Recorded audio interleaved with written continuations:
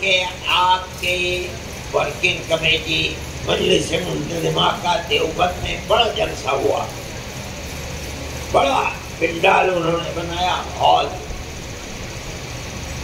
مجھے بھی بلایا، میرے گھر کے بالکل برابر میں تھا،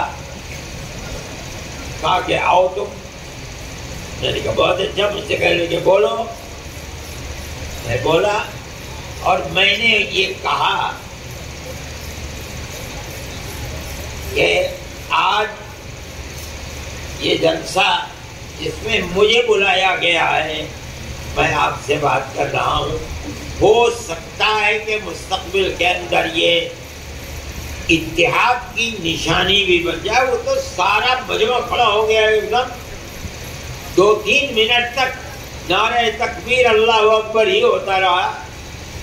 تو میں نے مولانا محمود صاحب سے کہا کہ میری اس تجویز کو آپ کے 100% لوگوں نے کس طرح اس کا استقبال کیا تھا، اس کا مطلب یہ ہے کہ آپ کی جمعیت کے تمام ارکان جو چال الگ ہوں گے سب یہ چاہتے ہیں کہ اتحاد ہو جائے، اتنے متحد ہونا چاہیے۔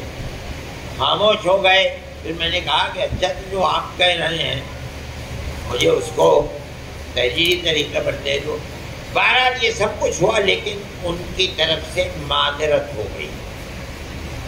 میں یہ بات کہہ رہا ہوں کہ آپ یہ نہ سمجھیں کہ ہماری طرف سے اس میں کوئی کوتاہی ہے۔ ہم تو آخری عمر ہے ہماری، 82 سال ہماری عمر ہو گئی، خدا جانے کس دن کا یہ حضرت غلب بھائی کہہ دے، سمجھ میں نہیں آتا۔ بیٹھتے ہیں تو اٹھا نہیں جاتا، اٹھتے ہیں تو بیٹھنے میں پریشانی ہوتی ہے، چلنا پھرنا سب مصیبت بن گیا ہے۔ ہم یہ چاہتے ہیں دل و جان سے کہ مستقبل کے اندر ایسی راہ ہو کہ جس میں اتحاد کی صورت آ جائے۔ ان کے سامنے کیا مشکلات ہیں، ہمیں یہ حق نہیں ہے کہ ہم مشکلات کے سلسلے میں ان سے پوچھیں، لیکن بہرحال بات یہ ہے کہ میرا دامن پاک ہے بالکل۔ میں یہ بھی کہتا ہوں، میں نے یہ بات پرسوں کہی ہے کہ بھئی اگر یہ رکاوٹ ہے کہ آپ مجھے یہ کہیں کہ ہم صدر بنیں، میرے بخدا کہتا ہوں تیار ہوں۔ آپ بنیے، جماعت کو ایک کر لیجئے، آپ مجھے نائب صدر بناتے ہیں، میں نائب صدر بن جاؤں گا۔ آپ